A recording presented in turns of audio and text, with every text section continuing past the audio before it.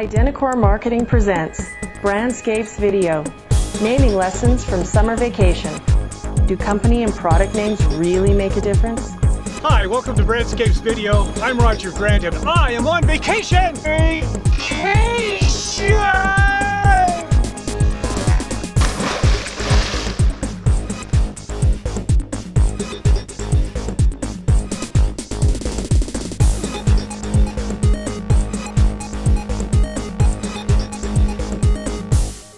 This is the lake where we have our family vacation.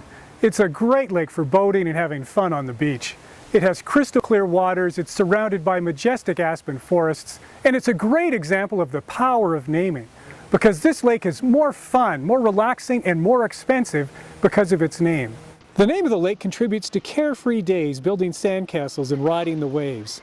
The name has helped the community grow. Over the past decade, the town site on the lakeshore has consistently ranked as the fastest growing town in all of Canada.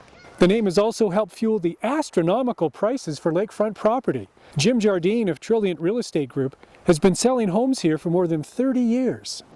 Right now my most expensive listing is $2,750,000, but there are properties around the lake now that would be valued probably $8–9 million. So how can a name make a lake more relaxing or drive up real estate prices? Isn't it just a collection of letters? Well, you need to understand what the name used to be. 150 years ago, the lake had a couple of different First Nation titles. The Blackfoot had a 7-syllable, 16-letter mega name for the lake, Kanapokasahigan. The Cree were a bit more concise. They called the lake Kennebeek. So in the late 1800s, when the European settlers arrived, they took the word Kennebeek and translated it. So right now I'm swimming in Snake Lake. Snake Lake? Snake Lake? Snake Lake? Snake Lake? Snake Lake is one powerful name. It really gets the imagination going. Snake Lake would be really creepy. It would have a lot of snakes in it, and the water would be green. That's what I'm thinking. Kind of like swamp water. Well, with 5 kids, I don't think I'd want to be running around with snakes. Snakes scare me. They really scare me. I'd have visions of snakes hanging off trees and swimming in the water. The idea of snakes in the water is just not appealing at all. For these girls and many other people, the Snake Lake name triggers an intense fear response, and fear has its consequences. Bernie Bernand's story is a great example. He owns a beautiful lakefront property here. The land was first purchased by his father back in 1912 when he was a single man. He had a dream of building a cabin for family vacations. But when he got married, that dream never materialized. My mother, who was from Nova Scotia, didn't know anything about it really until she found out that the name was Snake Lake. And that put the kibosh on the whole thing. Despite reassurances that the Kennebeek was just a shy, harmless, and seldom seen garter snake, Mrs. Bernand would not be swayed. The facts would not dispel her fear. She hated snakes, the name was Snake Lake, end of story.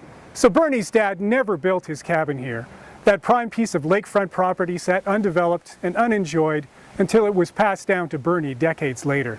The name had killed the dream. Because names do have the power to take a perfect lake and make it unappealing. Would you let your small child splash around in Snake Lake? Would you risk dozing off on the beach at Snake Lake? Would you shell out $1 million for a cabin at Snake Lake? If the Snake Lake name would have remained, it would be a marketing disaster, I would say. Trying to convince people that, yes, we're called Snake Lake, but we really don't have any snakes.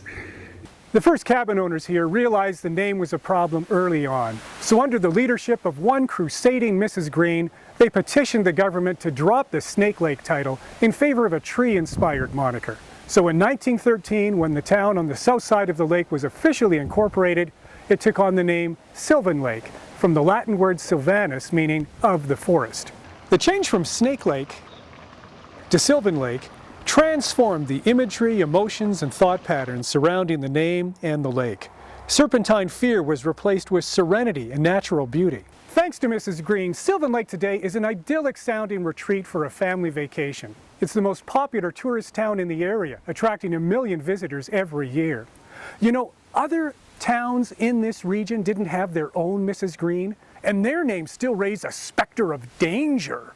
At Buffalo Lake, there's the threat of a thundering stampede, and I don't even want to think about what happens at Gull Lake or Pigeon Lake. The Snake Lake history of Sylvan Lake illustrates the incredible power of naming. Names form thought patterns lead to decisions, and decisions lead to actions, like choosing a vacation spot or buying one product instead of another. The most important marketing decisions you ever make are in naming. What you name your company, what you name your products. Do you want your products to have Snake Lake fear or Sylvan Lake popularity? Reporting from Snake Lake, now Sylvan Lake, for Brandscapes Video, I'm Roger Grant. Company and product names make a big difference in whether you capture attention and lead customers to buy. For professional assistance in creating brand caliber names for your company, contact Identicor.